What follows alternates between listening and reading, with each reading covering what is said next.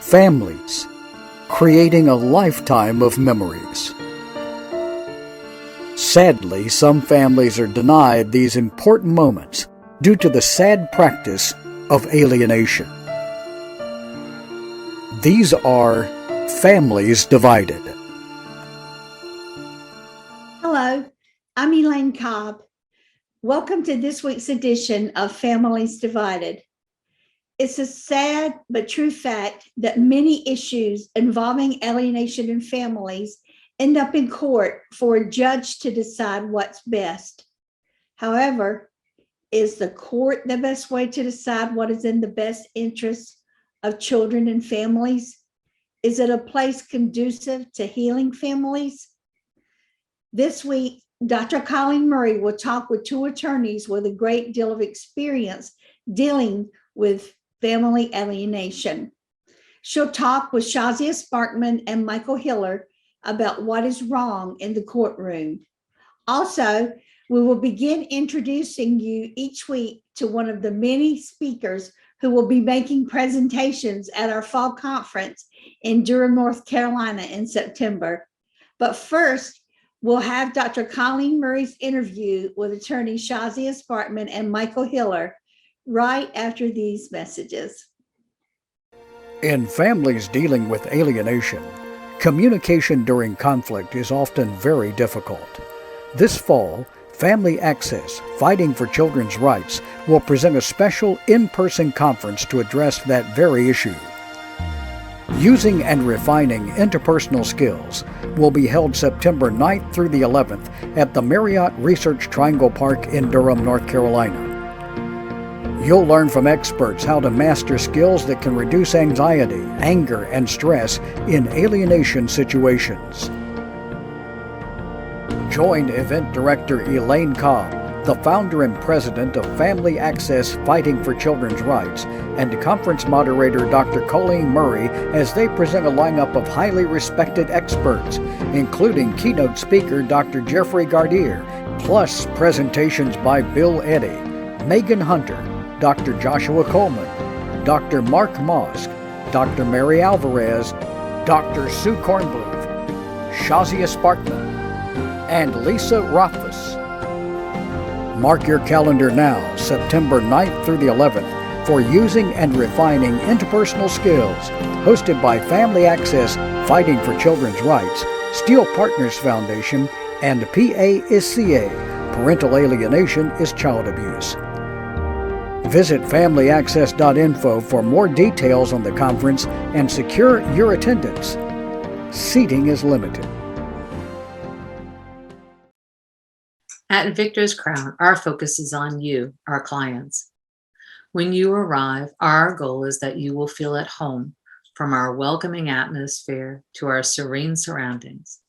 Everything we do at Victor's Crown is done with our clients in mind. We have comfortable seating areas for both adults and children. A large screen TV with surround sound where clients can be occupied with wholesome entertainment while they wait. We offer complimentary refreshments such as coffee, tea, water, and snacks. Due to the present COVID pandemic, our in-person appointments are restricted to selected cases, and those are held in our luxurious outdoor open-air meeting space that we affectionately refer to as the COVID Cabana, which was built specifically for our clients to offer them the most comfortable and relaxing outdoor space available. All our other clients are offered secured web-based telemed sessions where they can connect with us from anywhere in the world.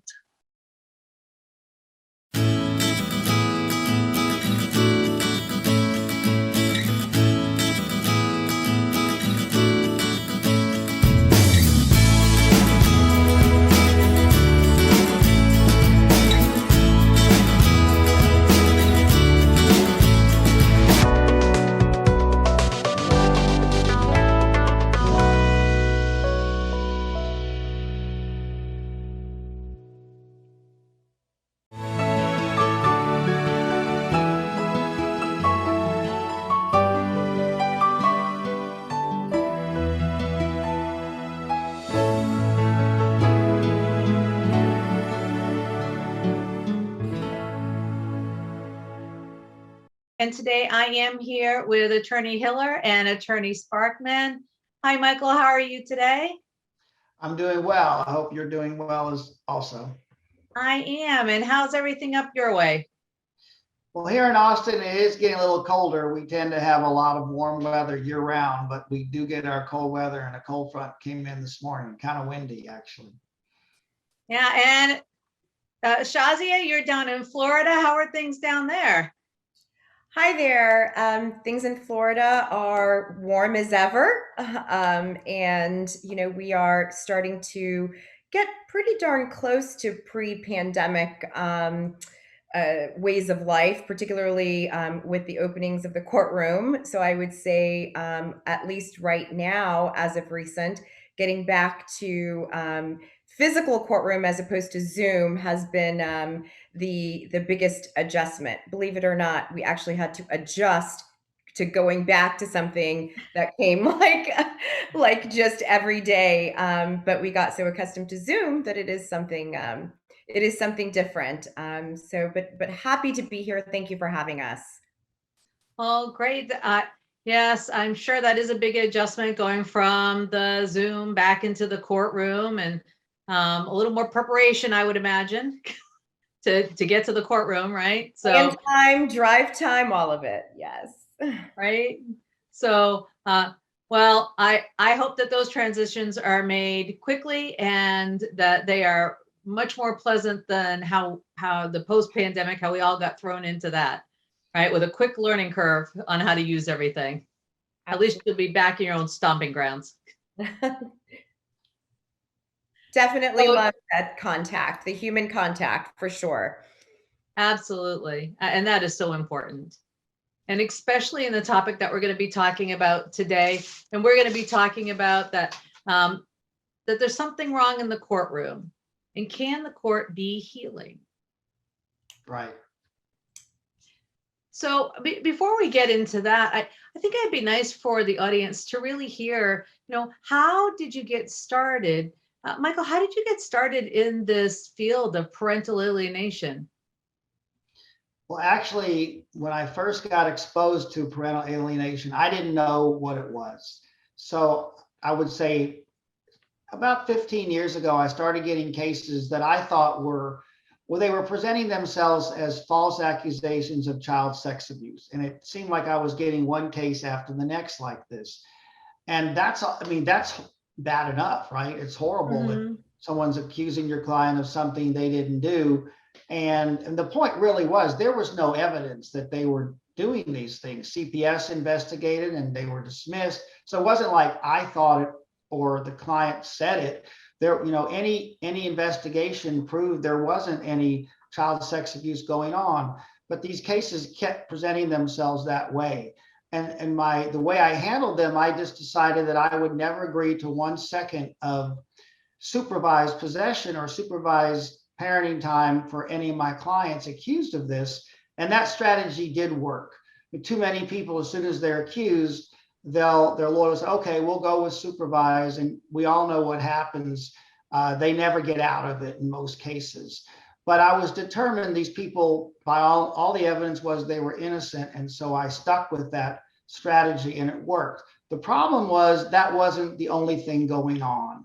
But I didn't know it at first. And I remember the first big case I had like this, my client did lose his 2 daughters. They had 5 kids. So he maintained a relationship with 3 boys, and the girls were older. One was already college age, lost the oldest daughter who was maybe 17.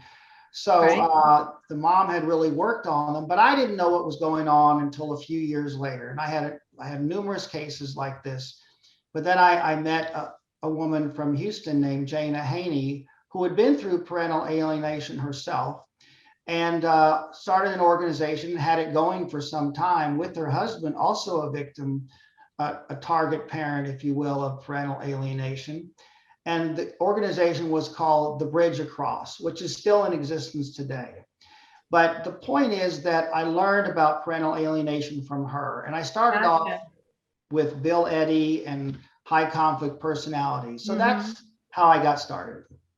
Oh, so So we love Bill Eddy also, and he is so great at explaining these things, and especially the high conflict. So, um, so it sounds like a very typical story to me. You didn't know what you were looking at first, and then you sought more information to really clarify what was happening.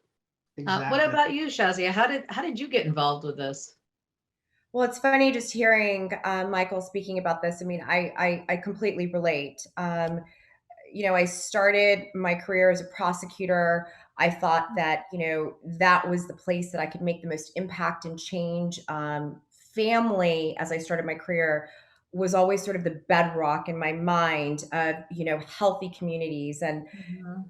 I was so young as I was starting my practice once I left the prosecutor's office that I couldn't really kind of connect the dots as to, well, what is my focus? So I kind of naturally progressed into family law.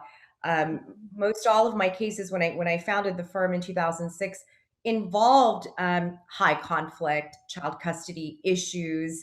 We would have guardians appointed, and I handled all of those without really putting the two concepts together. I heard the word parental, heard the word Mhm. alienation, but as a concept, as a phenomenon, as a real thing, a form of abuse that occurs in a family Right. dynamic. I didn't know what it was until 2013 when a client lands in my office, and it was a late afternoon. I mean, I remember the way my office looked. I remember the look on his face. I mean, if you just look for a second, if I think about 2013, if I think about today, I'm still in contact with him today. It's like two different people. By the time Mm. to my office, he'd already been 8 years into litigation and handed Wow. a stack of files basically saying, I'm his last resort. He had two children. By the time we concluded his case, they were 17 and 12. He ultimately was granted full custody with a complete um, no contact provision for the alienating parent. But it took me alongside that client, I learned parental alienation. And the more that I learned, the more passionate I grew about this, the importance of intervention, the Right. importance of understanding that it is absolutely necessary for us to have allies, including the courts, to help, and a network, which I ultimately, through the learning process, the mentors, Eddie's, Linda Gottlieb's, is how I started, and I never looked back. It's not something that you go looking for because obviously you don't want this to exist. That's why we're all here today, right? We want Right. to build that knowledge and exposure to help families, and so it's become my career niche for sure, but my passion on a both personal and professional level. So it sounds like it had a really significant impact for you because you still to this day remember your office, the way it looked and the way he looked and the emotion that was coming across from him.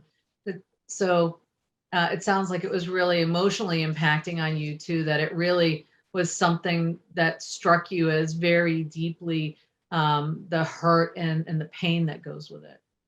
Absolutely. I mean, when a person in that situation who's been a victim of alienation, who at that point my client had not had any form of contact with his children for 4 years, was in litigation for 8 prior Mm. to. I mean, this is your whole world.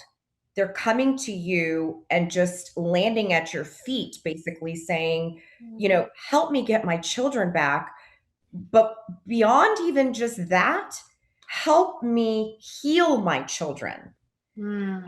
So for me, that, my first job, state attorney, Mark Ober, the first day of my first job, his words were during a group meeting, and I was one of so many.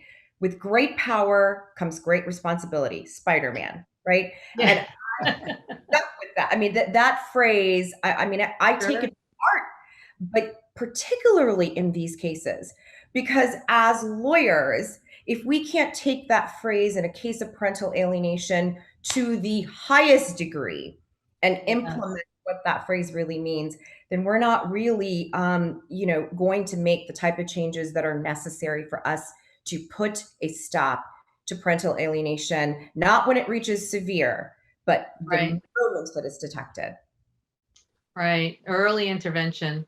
So, and that's a good segue into my next question. And I'll let you start, Shazia, since I started with Michael last time. Yeah. And what do you think is the biggest reason that these cases get bogged down in the family court system? Like, what do judges need to know, or is that really the issue? I think that's just the $1 million question, right? And I can tell you that if I go back to that case, my first case, for me, and I think that has been the running, the continuity of in every case is demystifying the phenomenon, the concept, the words themselves. Parental alienation needs to be demystified. It needs to be explained in a way that's not, I know this sounds, it sounds so simplistic to say, but it's scary to judges. Judges are there, particularly if you think about a family law judge presiding over a family law case, they want to see a good outcome, right? Sure. So for them, when they are presented with a case, like Michael was saying, these case after case of sexual abuse allegations. In my first case, my client had gone through 12 DCF investigations. Wow. 12. Okay. Wow. In fact, there were multiple counties involved. When it didn't work in one county, she would go in another county. Wow. And so when they see this, they're human beings. We have to Right. remember they're not robots. They're not the Tesla cars that are going to tell you what to do. Oh, here you go, ding, ding, ding. This is the answer. They are coming to this with emotions. They're usually parents. And even if they're not parents, they don't want anything bad to happen to children, right? So here you have a judge who doesn't understand parental alienation, has never heard of it, like me, like Michael, and they're scared that if they make the wrong decision, what's going to happen? So demystifying it, I think, is important. And the more they know, the more they understand, the more they will act. Thank you. Yeah, that's kind of a lot to get their minds wrapped around, right? Just the whole concept. So Michael, what about in Texas? Anything different in Texas? No, not really, because all these judges, like Shazia was saying, I think that with very little exception, they do want good outcomes for the families. That, it's hard to survive in family law without caring. And Shazia was talking so eloquently about how important it is that you care about these families, these kids. And I think most judges do. They don't always come across that way, and because their job is difficult, right? They're trained to resolve conflict, to make decisions about disputes, and in most states are still primarily who gets primary resident custody or whatever your state calls it, who is going to make most of the decisions, most of the major decisions for the children. So they see their job as making decisions. And of course, part of our title today is, can't the courts be healing, right? And so that's really where we're all going with this. We want judges to be more educated about the whole concept of what it really takes to take parental alienation and resolve it so that it doesn't keep happening, right? So the courts get bogged down, I think, just because of the nature of who we're dealing with. Most people who try to turn, I like to look at parental alienation simply, and that is you have a parent who's trying to turn the children against the other parent. And so just very simply, that's what it is. And judges may recognize that part, but they may not have the training as to how to move forward so that it doesn't keep happening.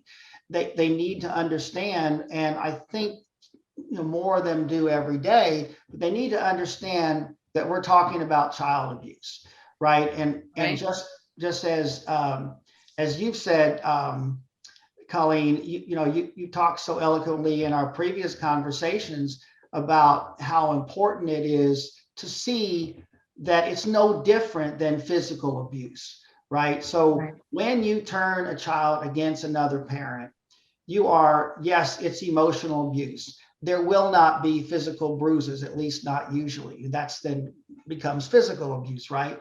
But Right. emotional abuse can be just as long. It can be more damaging because we don't see the bruises. We don't Sure. stop it in time. We don't realize the devastating effect it has on children and both parents for that matter. And so Right. it's, as you've said before in previous conversations, we have to show the judges that if they had a situation where they were going to remove a child and put the child in foster care because of clear physical abuse, they need to look at these cases the exact same way. Even if the child is 17 years old. I don't know how many I've had, a lot of 16, 15, 16, 17-year-olds, and judges say, but this child hates the other parent. Well, first of all, they don't. They've been talked into hating the other parent. And so we need to get behind what's going on the surface. And then we need to remove that child from that situation, at least enough to where we have supervision of the alienating parent and or treatment of both parents and all the children. So it gets bogged down because we're dealing with high conflict personalities, as Bill Eddy would like to say in almost every case. It's their way or the highway. They are not going to quit. People need to understand we're not dealing with a parent who is, I hate to use the word normal, but there's an old saying we use in Texas that normal parents don't fight over their children. And all we mean is that they usually figure out a way. Parents who don't have significant issues, they figure out a way to resolve their case out of court. The need for speed, right? Like in foster care cases, you've got adjudicatory hearings, at least here in Florida, that have to be set within a certain time. Right.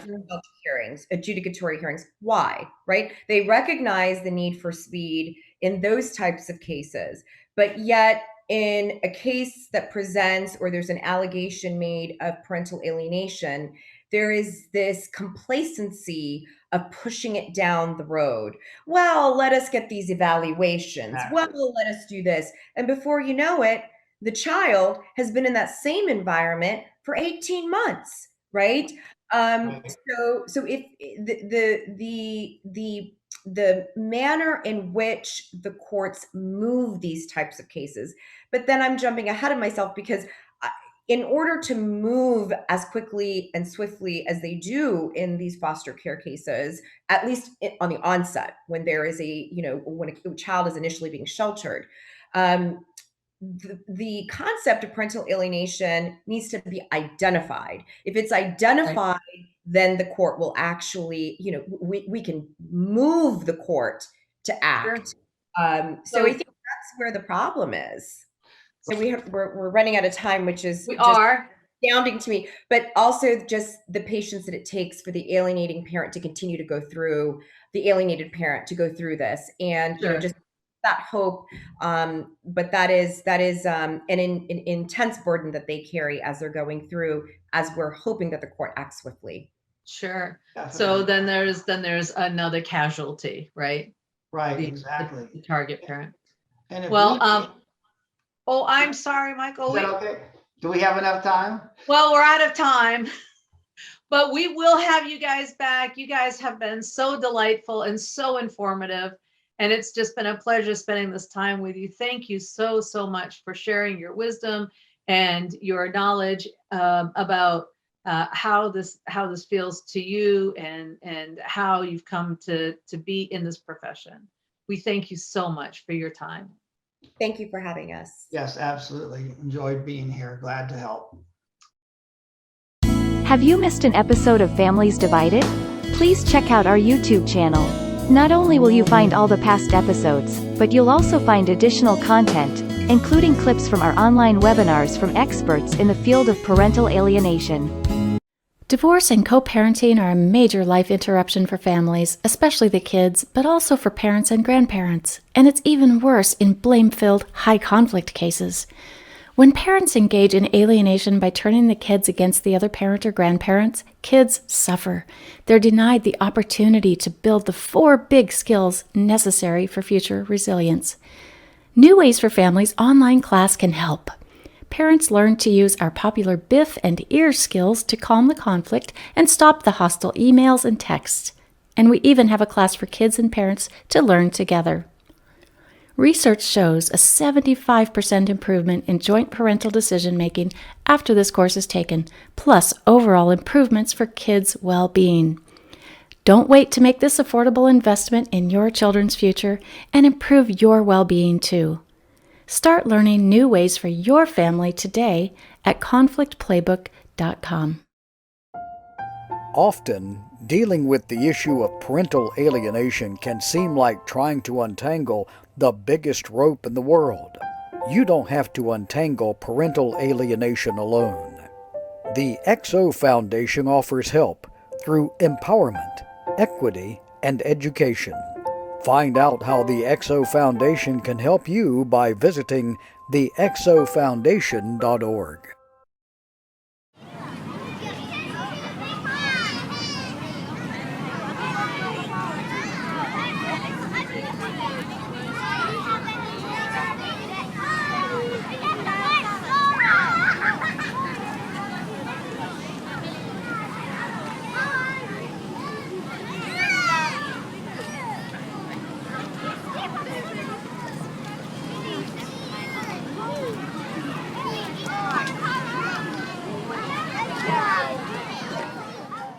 Hello everyone, I'm Dr. Jeffrey Gardier, and some of you may know me as America's Psychologist because of my appearances on Maury, Housewives, and other shows, but I really enjoy helping people on those programs, and I also have a very important real-world job.